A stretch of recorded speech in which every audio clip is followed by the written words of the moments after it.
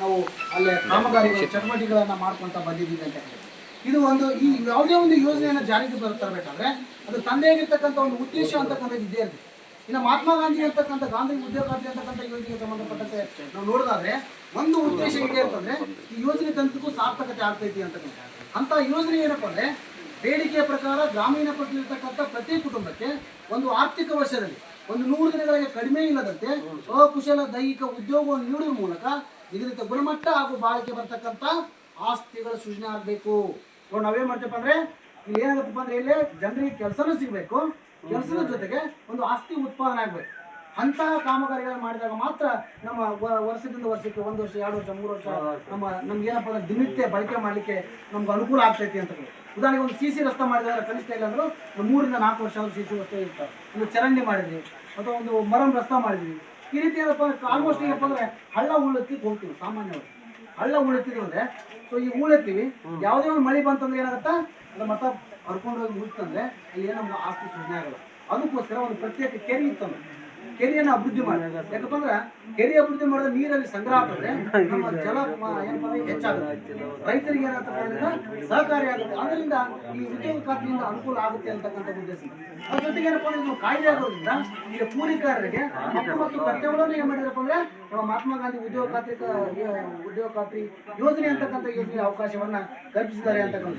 ಅದ್ರ ಪ್ರಕಾರ ಏನಪ್ಪ ಅಂದ್ರೆ ಉದ್ಯೋಗ ಚೀಟಿಯನ್ನು ಪಡೆಯುವುದು ಇವರೊಂದು ಹಕ್ಕು. ಕೂಲಿಕಾರರು ಉದ್ಯೋಗ ಚೀಟಿಯನ್ನು ಪಡೆಯುವುದು ಒಂದು ನೋಡ್ರಿ ನಮ್ಮಲ್ಲಿ 1 ಅಂತ ಬರುತ್ತೆ. ನಮ್ಮ 1 ಫಾರ್ಮ್ ಅನ್ನು ತುಂಬಿ ಸಂಬಂಧಪಟ್ಟಿರ್ತಕ್ಕಂಥ 18 ವರ್ಷ ಮೇಲ್ಪಟ್ಟಿರ್ತಕ್ಕಂಥ ನಿಮ್ಮ ಮನೆಯಲ್ಲಿರ್ತಕ್ಕಂಥ ಸದಸ್ಯರನ್ನ ಯಾರು ಕೆಲಸಕ್ಕೆ ಬರ್ತೀವಿ ಅಂತಾರೋ ಅಂತವ್ರಿಗೆ ಸಂಬಂಧಪಟ್ಟಿರ್ತಕ್ಕಂಥ ದಾಖಲೆಗಳು ಆಧಾರ್ ಕಾರ್ಡು, ಬ್ಯಾಂಕ್ ಪಾಸ್ಬುಕ್, ನಿಮ್ಮ ರೇಷನ್ ಕಾರ್ಡ್ ಅವನ್ನೇನು ತಂದು ಗ್ರಾಮ ಪಂಚಾಯತ್ ಕೊಟ್ಟರೆ 15 ತಿಂಗಳ ಒಳಗೆ ಉದ್ಯೋಗ ಚೀಟಿ ಕೊಟ್ಟು ಅಂದ್ಮೇಲೆ ನೀವೇ ಮಾಡಬೇಕು ಕೆಲಸಕ್ಕಾಗಿ ಅರ್ಜಿ ನಮೂನೆ 6 ಅಂತ ಬರುತ್ತೆ. ಗ್ಯಾರಂಟಿ ಕಾರ್ಡ್ ಬರುತ್ತೆ. ಯಾಕಪ್ಪ ಅಂದ್ರೆ ಜುಲೈ 1ನೇ ತಾರೀಕಿನಿಂದ ಇದು ಮಹಾತ್ಮ ಗಾಂಧಿ ಉದ್ಯೋಗ ಖಾತ್ರಿ ಅಂತಕ್ಕಂಥ ಯೋಜನೆ ತೆಗೆದುಕೊಂಡು BBG ರಾಮ್ಜಿ ಅಂತಕ್ಕಂಥ ಹೊಸದಾಗಿ ಅದು ಏನಂತಂದ್ರೆ ಈ ಜುಲೈಲಿಂದ 1ನೇ ತಾರೀಕಿಂದ ಪ್ರಾರಂಭ ಆಗಿದೆ. ಅದು ಏನೇನು ಅದ್ರ ಉದ್ದೇಶ ಏನೈತೆ ಅಂತ ಹೇಳ್ಕೊಂತೀವಿ. ಹೌದಾ? ಈ ರೀತಿ ಏನಪ್ಪ ಅಂದ್ರೆ ನಮ್ಮ ಮಹಾತ್ಮ ಗಾಂಧಿ ಉದ್ಯೋಗ ಖಾತ್ರಿ ಅಂತ ಯೋಜನೆಯಲ್ಲಿ ಕೂಲಿಕಾರರಿಗೆ ಸಾಕಷ್ಟು ಹಕ್ಕು ಮತ್ತು ಕರ್ತವ್ಯಗಳನ್ನ ಕೊಟ್ಟು ಕೂಲಿಕಾರರಿಂದ ಸಾಕಷ್ಟು ಅವಕಾಶವನ್ನು ಪಡ್ಕೊಳ್ಳಿ. ಈ ಮಹಾತ್ಮ ಗಾಂಧಿ ಉದ್ಯೋಗ ಖಾತ್ರಿ ಅಂತಕ್ಕಂಥ ಯೋಜನೆಯಲ್ಲಿ ಒಟ್ಟು 266 ಚಟುವಟಿಕೆ ಕಾಮಗಾರಿಗಳನ್ನು ಮಾಡಲಿಕ್ಕೆ ಅನುಮೋದಿತ ಕಾಮಗಾರಿ, ಸಮುದಾಯ ಕಾಮಗಾರಿ ಮತ್ತು ವೈಯಕ್ತಿಕ ಕಾಮಗಾರಿ. ಆದ್ರೆ ಈಗ ಜುಲೈ 1ನೇ ತಾರೀಕಿನಿಂದ BB ರಾಮ್ಜಿ ಅಂತಕ್ಕಂಥ ಯೋಜನೆಯನ್ನು ಹೊಸದಾಗಿ ಅಂದ್ರೆ ಡಿಸೆಂಬರ್ 2025 ಏನ್ ಮಾಡಿದ್ರೆ ಅಧಿಸೂಚನೆ ಮೂಲಕ BBG ರಾಮ್ಜಿ ಅಂತಕ್ಕಂಥ ಹೊಸ ಕಾಯ್ದೆಯನ್ನ ಹೊಸ ಯೋಜನೆಯನ್ನ ಏನ್ ಮಾಡಿದ್ರು ಅಂದ್ರೆ ನರೇಗಾ ಅದರ ಪರಿವರ್ತನೆ ಯೋಜನೆ ಆಗಿದೆ. ನರೇಗದ್ದೇ ಕೆಲವಷ್ಟು ಅಂಶಗಳಿದ್ದಾವೆ. ಅದ್ರ ಜೊತೆಗೆ ಬದಲಾವಣೆಯಾಗಿ BB ರಾಮ್ಜಿ ಅಂತಕ್ಕಂಥ ಯೋಜನೆಯಾಗಿ ಜುಲೈ 1, 2025 ಏನಪ್ಪ ಈ ಯೋಜನೆಯನ್ನ ಜಾರಿಗೆ ತಂದ್ರು ಅಂತಕ್ಕಂಥದ್ದು. ಅಂದ್ರೆ 2047 ಅನ್ನೋದೇ ಬದಲಾವಣೆ ಆಗಬೇಕು. ಅದು ಇಂಟೆನ್ಷನ್ ಇಲ್ಲ ಅಂದ್ರೆ 2047ರವರೆಗೆ ಇದಿದೆ BB ರಾಮ್ಜಿ ಅಂತಕ್ಕಂಥ ಯೋಜನೆ 2047ರವರೆಗೆ ಬದಲಾವಣೆ ಆಗಬೇಕು ಇದರಿಂದ ಅಂತಕ್ಕಂಥ ಉದ್ದೇಶ.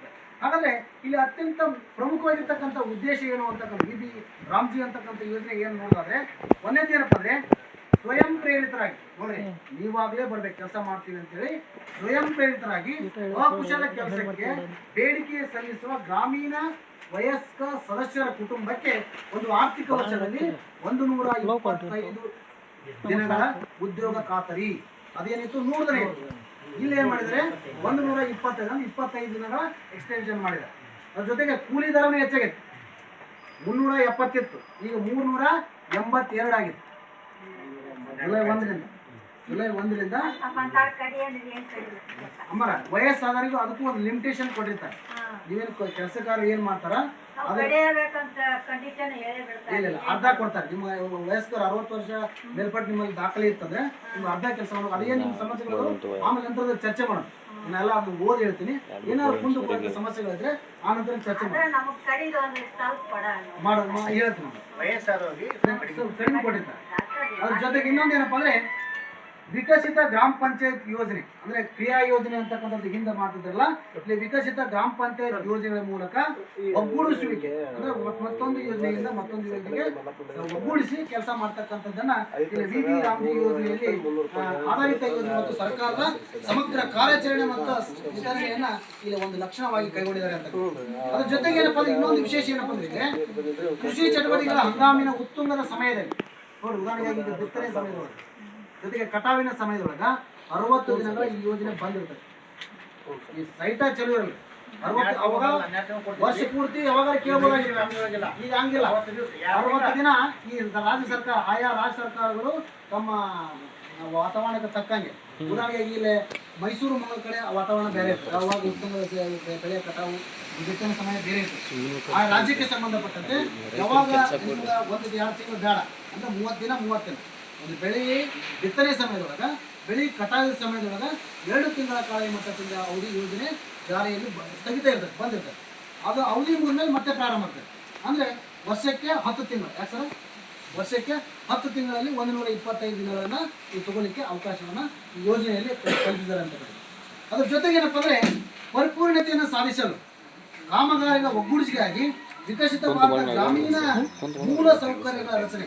ಈ ಗ್ರಾಮಕ್ಕೆ ಏನು ಅವಶ್ಯಕ ಇದಾವೆ, ಉದಾಹರಣೆಗೆ ನಮ್ಮ ಓಣಿಯಲ್ಲಿ ಒಂದು ಸಿಸಿ ರಸ್ತೆ ಬೇಕಾಗಿದೆ, ಒಂದು ಚರಂಡಿ ಬೇಕಾಗಿದೆ, ನಮ್ಗೆ ಏನು ಮೂಲ ಗ್ರಾಮಕ್ಕೆ ಏನು ಅವಶ್ಯಕವಾಗಿದ್ದಾವೆ ಅವುಗಳನ್ನ ಮಾಡ್ಕೊಳ್ಳಿಕ್ಕೆ ಇಲ್ಲಿ 318 ಕಾಮಗಾರಿ ಚಟುವಟಿಕೆಗಳನ್ನು ಕೊಟ್ಟಿದ್ದಾರೆ, ಕಾಮಗಾರಿಗಳನ್ನು